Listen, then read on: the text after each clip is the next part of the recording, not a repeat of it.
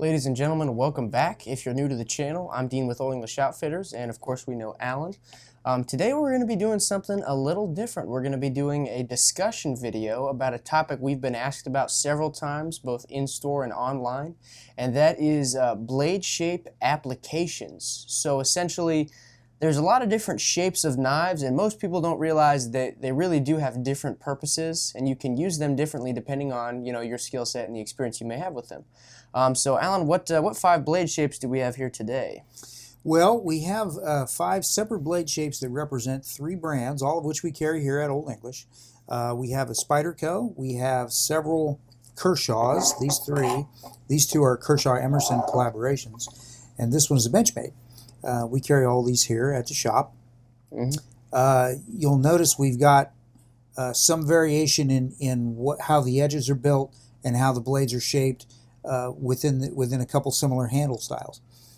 Knives, fundamentally, sharp edges are material separators. That's what you use them for. You're taking a piece of material and you're cutting it. You're separating it into 2 or more things. Different shapes are oriented for different purposes. Hunters tend to like something that has some curve to the edge. And one of the reasons they like that is because when you're skinning and you're dressing game, as you start that edge in, you want that edge to be able to rock through, kind of like that. It gives you just an efficient means of skinning and dressing out the game. And the blade that's going to be most suited for that is going to be a clip point, which is one of our 5 kind of main blade shapes. There are plenty more, but we're going over like generalities and the ones that are used most. So that's going to be a clip point. Now, this is a Benchmade, one of their first production models that has that kind of clip point. This one's very subtle. A clip point can be anything as subtle as this that just raises the tip up and has that, it's called belly on the blade, or that rounded edge that's good for slicing, to anything very drastic like a very high Bowie or an old school Bowie. All good skinning knives because of that amount of belly they have. It's very nice to be able to set the edge into whatever you're going to cut and then roll down through it and expose the whole edge. You get a lot of good separation or drag on whatever you're trying to cut. That's the main idea with one of those, is being able to expose the full edge into all of that material in a kind of precise fashion. You can do that as fast or as slow as you want, just however you want to cut. In this particular knife that we were just looking at here, if you'll notice it has serrated teeth here on the back portion of the blade. So you've got a conventional bevel edge here, which would work very well for what we're talking about. And then the serrations would be handy for, say you had rope or line or some sort of abrasive type material. The serrations will grab into that and enable you to cut through that a little more efficiently than just a conventional bevel will. So this one gives you both styles. You've got serrated teeth and you've got a conventional edge. And one thing about serrations is you'll see some knives that have partial serrations, and the Spyderco Shaman we have here is nearly all the way serrated out to the tip. People will do that with knives because when they are sharp and when serrations are sharpened properly, it will work much the same as a conventional edge. It will still cut a good straight line. It'll do the same, but I don't want to say it stays sharper longer, but that edge is usable to the point where the blade is non-existent, because those serrations, while they may be dull by somebody who may be obsessive about edges like me, they may be dull by those standards, they will still rub over and kind of abrade or wear down whatever you're trying to cut. So if you have a fully serrated knife that's really dull, again by like a high standard, that knife will still bite into stuff. It'll still do the job, as opposed to a straight edge knife or a standard edge knife that once it gets really dull, I mean, there's a certain point where you can't do anything with it but stab, and even that it won't do super well.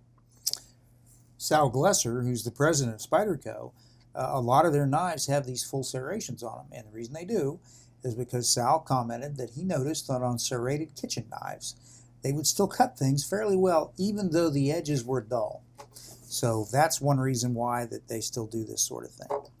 And if you do the serrations right, they'll cut just as well. I have I think a couple Spydercos, actually, a different version of the Endura that's fully serrated, and that knife cuts just as well and clean. It feels different for the user when you're cutting, but that cuts just as well and clean of a straight line as any of the other knives that I have, as long as the edge is properly maintained. Moving on to our next blade shape, we have a Wharncliffe. or a straight edge. So a Wharncliffe will always drop down in the tip and have literally a perfectly straight edge all the way out to that tip from the base of the blade. This blade style really wasn't popular until I want to say 5 years ago, maybe not even then. It's made a really big rise because, I mean, it's basically like a nice, more expensive box cutter when you really get into the meat and potatoes of the design of the knife. But there's a reason that they were made that way. I think the first person to actually do a good Wharncliffe was a Spyderco collaboration with Michael Janich, who's a well-known well-known martial artist. His idea behind that was when you are cutting into this knife, if you are knife fighting or doing self-defense, we'll get to the utility aspect in a moment. When you slash at somebody with this blade, just by the design of the knife, you will always expose them to the full edge in a powerful fashion. So if we think about it very quickly, if I'm going to cut my finger here and I slash straight down like this, if I touch here, the entire edge of that knife and the entire blade is going to go through my finger. If nothing else, it's going to cut me to the bone. It may cut my finger off. Whereas something like this, a clip point, if I come straight down on it, I'm going to get half that edge, or I'm going to have to rotate down the tip. So while that is good for skinning, if you're trying to make brutal or just aggressive cuts without having to think about it, a Wharncliffe is naturally better at that just because of the aggressive angle of the edge, how it sits in your hand. You mentioned that these look a lot like a razor knife. They're razor utility knives that everybody, including us, uses to cut open boxes. Every day. That's the origin of this type of style. It's exactly that purpose. Utility blade, to cut open boxes and cut things that you're working around. You're doing that sort of thing. And by being straight, as you were saying, when you cut through something with it, you can just draw it through and it engages the entire edge. With a curved blade, you need to rotate it slightly to engage the entire edge. So this is just a little easier stroke that doesn't require that rotation really. You can just, if you ever used a razor knife to open boxes, you know what we're talking about. It's exactly that same sort of thing. So it's the origin of this style is as a working blade for just general utility type purposes. And that knife is good for utility type purposes in everyday life. I mean, they don't have to just be a self-defense knife. I have owned a Wharncliffe before. It was a Spyderco Yojimbo 2, which is Michael Janich's second design. Loved the knife. I took a liking to more of a Tanto style of blade. We'll get to that in a minute.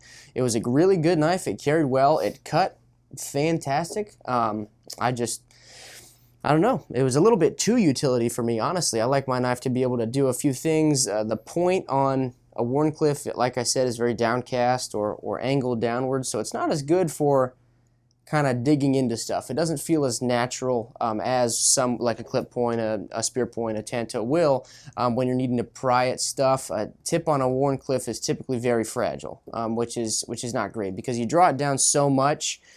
With these other blade styles, you can see just by the construction of the knife that the tip is almost full width of the tang, or the strong portion of the blade that is not ground down to an edge. So those are going to be a lot stronger tips than the Wharncliffe, because the Wharncliffe is part of the edge bevel down. So the tip is going to be thinner just no matter how you do it. That's how the knife is built. Great for slicing, but you get into piercing and those don't hold up quite as well. Moving on to the third blade style, we have a spear point. This is one of those Emerson collaborations. A spear point. A lot of people will call this either a spear point or a leaf-shaped blade. You can kind of see why, because from the rear of the knife to the edge, it's very what's the word I'm thinking of? Symmetrical. Symmetrical. It's very symmetrical. So while there is a grind line, it is only sharp on one side. If we were to just show a blacked out cutout of this knife, it looks like it's the exact same. Technically a dagger shape as well, but depending on how you grind it, you get a very different knife, hence the name spear point, because this is obviously not ground on both sides. It doesn't have an edge on both sides, but it will stab just as well as one of those knives because of the design of this blade. It slides into things very easily, while still maintaining, again, the strength of that tip. These two knives, we mentioned that they're Emerson-Kershaw collaborations. The designs are by Ernest Emerson, who some of you may know is a very well-respected knife maker. A little trivia, Emerson's knives are actually carried and issued to the astronauts on the space station. It's part of their kit. There's his designs, but they're made to not lesser quality, but a lesser price point. Emerson's so that can get pretty expensive. Right, so that Kershaw can actually market them and market his design. So it's a collaboration between the two. If you look at the spear point, and you look at it in comparison to the two previous knives we just talked about, when we say this word spear point, we have this picture spear of a stabbing instrument. But if you look at it and compared to these two blades, it's a nice compromise between the two. Mm-hmm. You've got some belly up front, but you've got a relatively straight edge. In this particular blade, it's a little bit long, so that's nice too. So you get a nice combination between these two for what? A general purpose blade. You could accomplish with this blade the tasks that either one of these two would do. Maybe not quite as efficiently as either one of them for a specific purpose, but as a good compromise and a good general purpose carry knife, perfect. If you've ever opened packages, sometimes some of these blister packs with batteries and stuff like that in it, you discover that they're doggone hard to get into sometimes.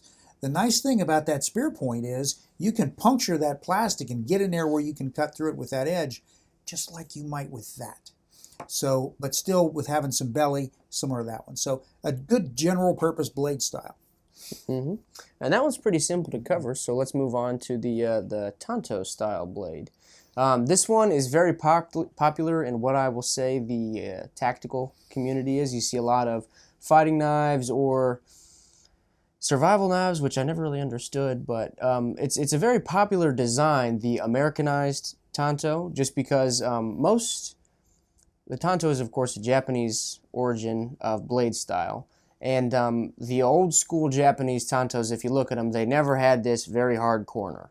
Now that corner does have a purpose, and it is good for some things. It has really only one drawback that I could think of, but it does do a good bit to strengthen the tip, and that is nice if you're looking to very finely slice with not really the belly, but with the edge portion of the blade. It's really nice to be able to do that. I know you've had a good bit of experience with Tanto style blades and just kind of using them in that fashion. But the main thing that this knife is good for is just strength all the way out to the tip. You can see with it that it's ground very differently from the other ones I've seen and that we've shown. It does not have one primary bevel. All these other different designs have one grind line that starts somewhere on the blade portion up here and moves down to the edge. This one actually has two, creating essentially two edges, again at that corner there. So the drawback to that corner is it's pretty hard to sharpen just overall, because you pretty much have to treat it like two separate edges or two separate knives. You got to do one, then the other side of the knife as well. So that can be tedious if you're trying to preserve that corner. If you don't like it, you can always just go over it enough, it'll wear it down, and you'll have pretty much a rounded edge like you would a normal knife, still keeping the strength of that tip. But because of this line here, and then of course your secondary bevel towards the edge, it keeps the tip much thicker without sacrificing the thinness of that edge. Am I saying that right? Yeah. I don't know. What's your opinion on this? You're usually better explaining that. Well, and I'm glad you mentioned it's an Americanized Tanto, because as you said, the Japanese Tantos had much more of just a rounded sweep up to a point. The Americanized versions came along with this more of a wedged shape. So some people refer to Tantos as sharpened pry bars, because they're kind of built that way in some cases. The biggest thing that the Americanized Tanto point gives you is point strength. Now, does that mean you can pry things with it? In an emergency, you could probably pry things with it. Knives are not built to pry things. Pry bars are built to pry things. Knives are built as, what do we say at the beginning? Material separators. They're cutters, to cut things, separate materials. But in an emergency, people use knives to pry things. Tanto points are strong points. They have a lot more metal up front, and just the way they're ground, they're stronger than most other points. They would be significantly stronger than a Wharncliffe point. This one's pretty strong, but the Tanto point, the way it's built, is probably stronger at the point than a spear point type blade, typically. That's one of the main things about them.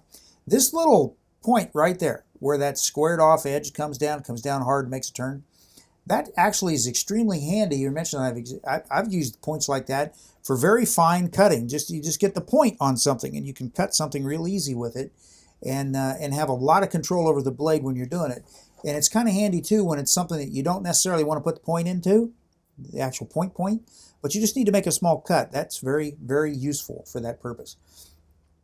From that point back to the handle is pretty straight. So you could use it like a Wharncliffe blade as a good utility blade. It's a good general purpose blade. You could pry with it in an emergency. Probably before the point would give, there's some other component that the knife might give. So again, it blends these things. The grinds on these tend to usually, a lot of times, not always, a lot of times they tend to be what's called a wedge grind. So you've got a relatively shallow angle on one side, relatively steep angle on the other side, which, as you were saying, sometimes can be a little confusing to try to sharpen or edge up. But it also is very strong. It makes the edge itself very strong. Mm-hmm. So the term sharpened pry bar kind of applies to these things, but it's a good general purpose shape, not unlike you would find in something like this. And sharpened pry bar, while that is very accurate, don't let that make you think that this wouldn't be a very sharp, very keen knife that would just cut into stuff very readily. You can get a super thick one that's not going to have as fine of an edge, but that's determined by the thickness of the blade a lot and not so much the shape of the blade. So just because that has a really strong point doesn't mean it won't cut just as well as the other blades we've mentioned. And the geometry of the edge, mm-hmm. how well that, and the geometry of the edge, those angles that come down to where the actual cutting edge is. Yes. So moving on to our last one, we have the drop point on this Spyderco Shaman.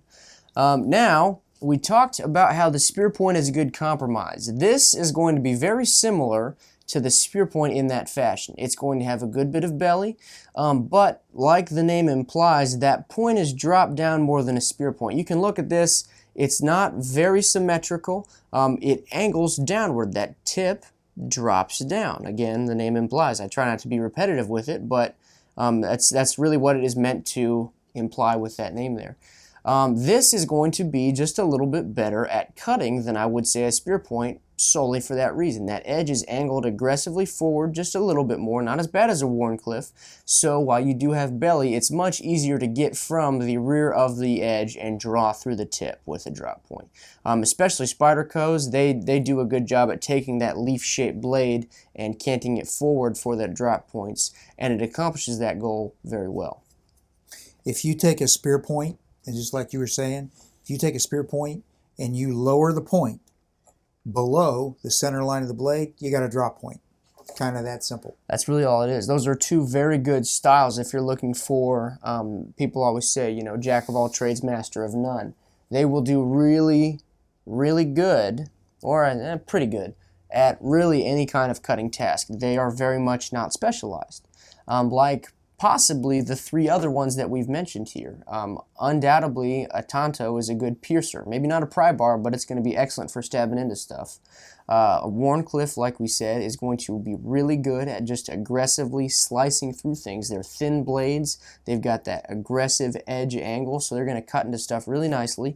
And the clip point is going to be a little bit more gentler of a cut, maybe we'll say. It's very easy to guide through stuff and draw through stuff. You're not going to cut anything you don't want to, whereas if you wanted to get a precise cut or perhaps we'll say control how much you're cutting with a Wharncliffe, you're really going to have to kind of pick at it with the tip to kind of get what you want. Whereas with this, you can draw through to a certain point and stop. You can come back in at a different angle and draw through again. Again, very good application for skinning. Anything else to add? Drop points tend to be maybe the best general purpose blade because you've got belly for fine work, mm-hmm. but you've got a point that you can still penetrate things with. Spear points will probably give you the best penetration, best point strength, Tantos. The Wharncliffes, best straight edge utility, and for like we were talking, very easy. You don't need to put a lot of motion into it; it'll still cut through things. So So which one do you pick? Well, you pick the one you like. You might like a particular style. Say, hey, that appeals to me. I like that. That speaks to me. Okay, that's good. It's good enough reason. If you got a specialized purpose that you're going to use it for, then you're probably going to aim towards one that is built for the purpose you're going to use it. And that's the thing about these different knives is there's so many different makers. That's why we have this kind of discussion. And for those knife nuts out there, this has probably been a really fun video for you. And for the other people out here that are just trying to pick a knife, this may have been more in-depth than you were looking for, but I would argue that it's pretty necessary information because all of these knives would work as what you might call an EDC knife. You can carry all of these and they'll all do a pretty good job, but if you're looking for a specialized task, you really need to pick the right blade for it, right? You could do it, but I wouldn't gut a deer or skin a deer with a Tanto or a Wharncliffe. You can get it done. Unless that's all you have. Yeah, but if I got a choice, I'm not going to use those blades because it's not going to be near as easy, and I might, puncture something I don't want to. My meat's ruined. You don't want to do that. And you've wasted, possibly the only deer you get all year. That's beside the point. So, long story short, we hope that this was, if nothing else, educational. Alan, thank you very much again for showing up. Thank you. An absolute wealth of information. We got a lot of guys that know a lot of stuff about a lot of things here at the store. So we are hoping to start more discussion videos and have more guys on to talk about certain things that maybe most people don't know about, or it would take you a long time and a good bit of experience to gain that kind of knowledge. So please give us feedback. If you like the discussion video, let us know, and we are looking to do more of them in the future. Guys, thank you so much for watching. If you like what you saw, please like this video, leave a comment, and subscribe to our channel. I'm Dean with Old English Outfitters. We'll see you next week.